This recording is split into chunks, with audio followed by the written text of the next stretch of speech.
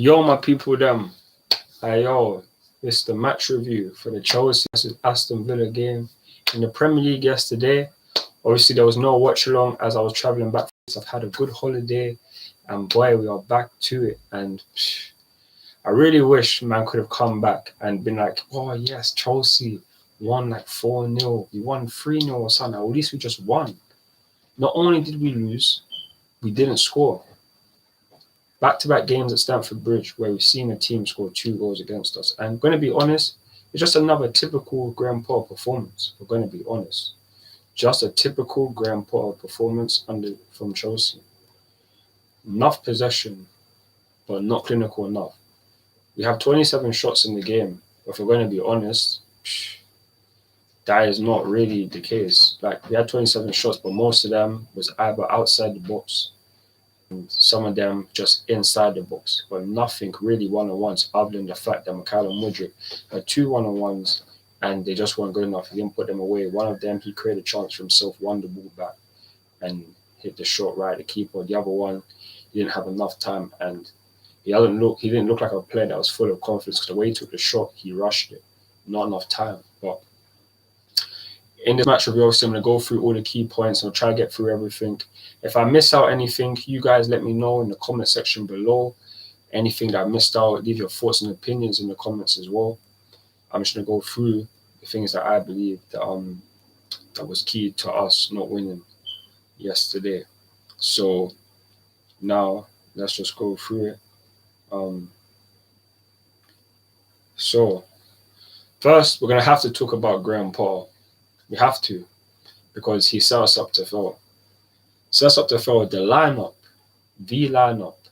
Kepa in goal, playing 3 at the back, Reece James right centre back, Koulibaly central centre back, Cucurella left centre back, Ben Chilwell left wing back, Ruben Loftus-Cheek right wing back, middle of the park, Enzo, cover, up top, Mudryk, Felix, Havertz.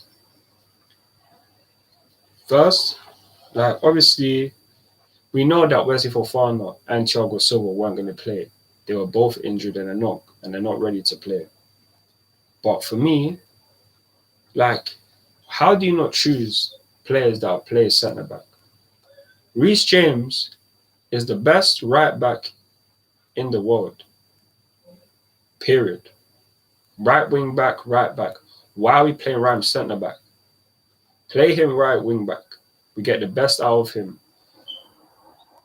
But no, we didn't. Potter, that decision just doesn't make any sense. Why can't people like Badia Shaw and Trevor Chalobah not get any game time? Why is Cucurella continuously playing? Because as good, fair enough, he's had some decent performances, but yesterday is another example as why, because you saw what this idiot did. You saw what he did.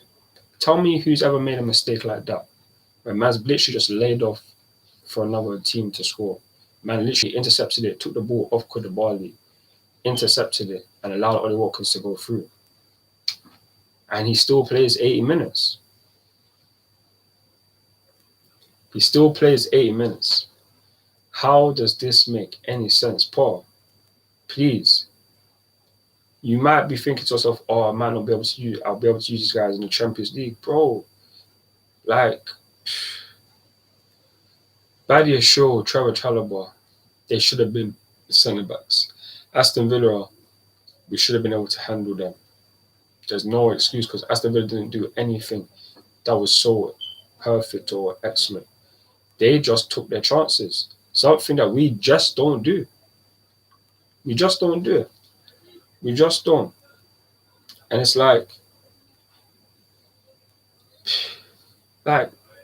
Cucurella, he's just the biggest problem. I really don't understand.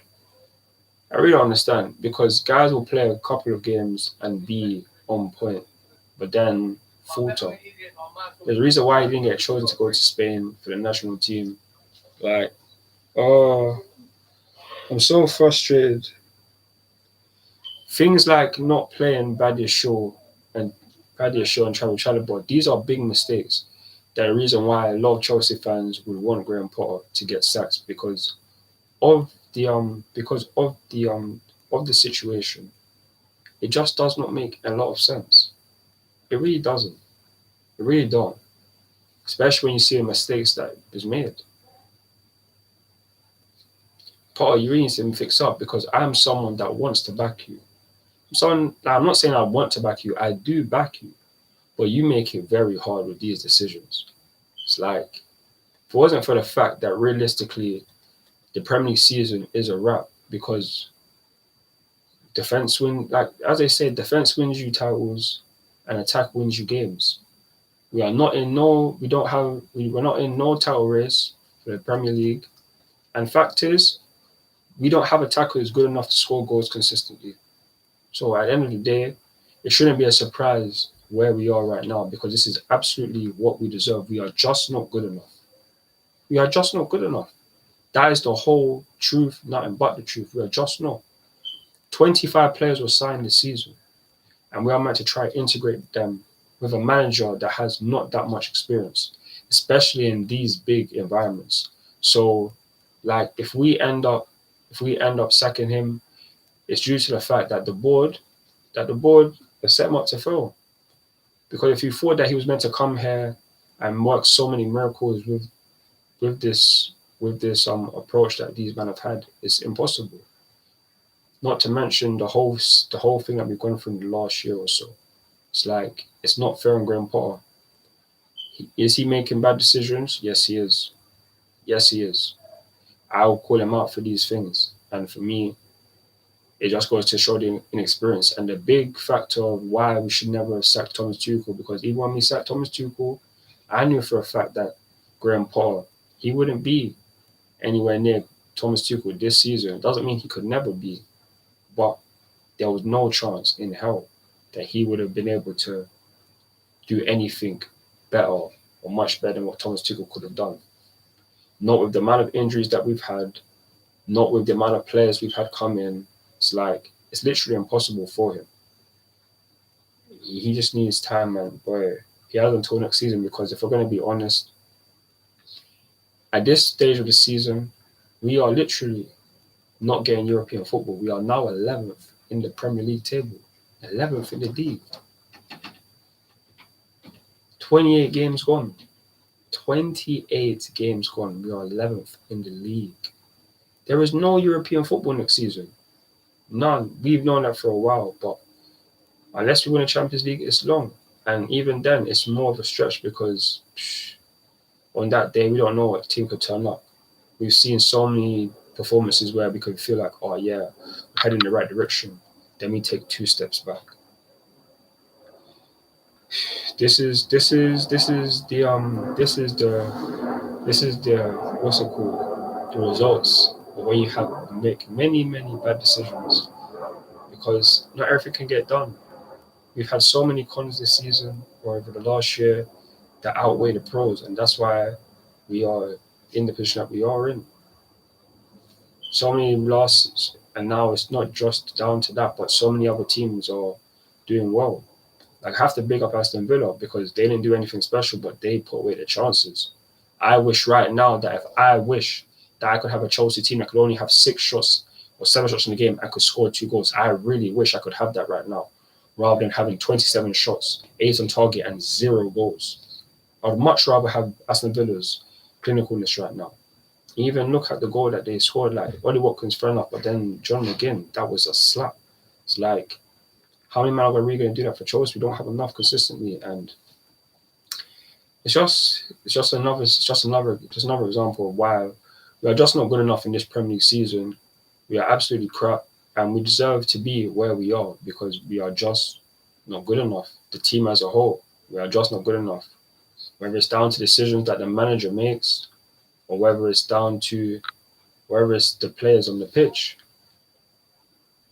everything equals to not good enough. We're just gonna have to be real. The team, it's just not. And right now, we just really need the season to end. We're gonna have to be so honest because this right now is absolute shambles. 27 games gone, and we've scored what? 28 games gone, and we've only scored 27 or 28 goals. The second least amount in Premier League history that we've ever had. It's a disgrace.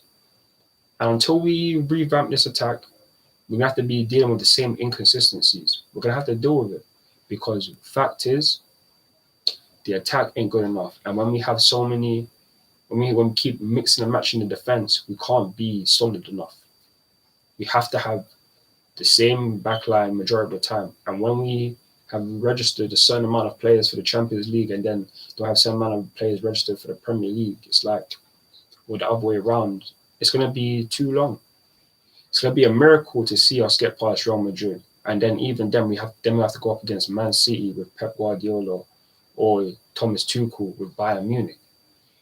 We are absolutely finished, and it serves us right because decision making overall the season just hasn't been good enough. Sure, there's been a couple of things. It's like signing Enzo, so important. But other than that, on the pitch stuff, it's been bare negative.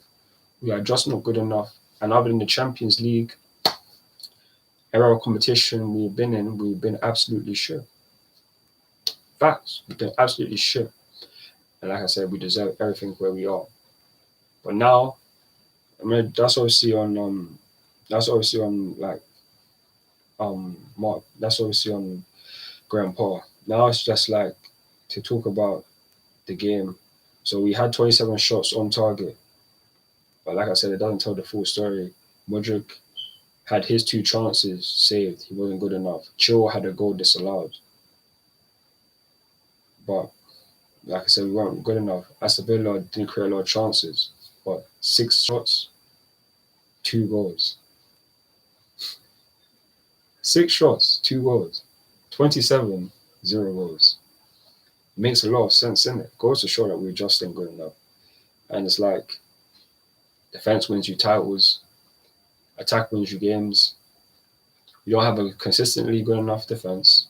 Because Thiago Silva's been out for a numerous time. Without him in the team, we can't be consistently good enough for a long period of time. And the attack is absolutely dreadful. Joao Felix, why didn't you play Modric through? Too many times I see guys do too much and you don't do the right things good enough. We have to pattern up. But it's going to be but it's not going to happen anytime soon. We've been going through this for months now. The January window has been gone. We are now in April. It's been 3 months after the January transfer window and we still ain't good enough. So let's just hope that somehow in the summer we can be better, because the moment we can have like another right back in Malo Gusto, maybe then it could make sense to play Reece James right centre back, because we actually have someone that's actually a good defender and a right back rather than playing Ruben Loftus-Cheek there. Maybe when we have an Nkunku come in or hopefully sign a Victor Osimhen, hopefully that can alleviate our attack and make us score a numerous amount of goals, because we don't have no one in this team that can score 15 goals in a season, in a Premier League season, let alone in a full season. We can't.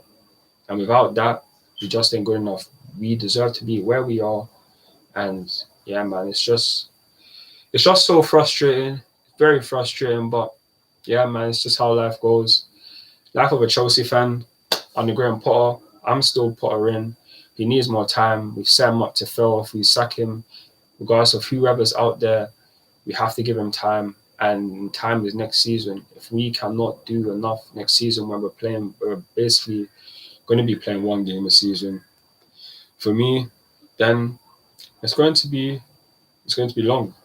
Top 4 shouldn't be a question. Challenging for the title, I'd hope for us to be there at some point for a good amount of time, whether that's for for a month, 6 weeks or whatever. But we have to do better next season, because the season's a write-off. Too many mistakes, bad decisions. That's outweighing everything we're gonna have to be doing. So, yeah, man, it's gonna be interesting. We got Liverpool next on Tuesday, so it's gonna be a watch along for that one.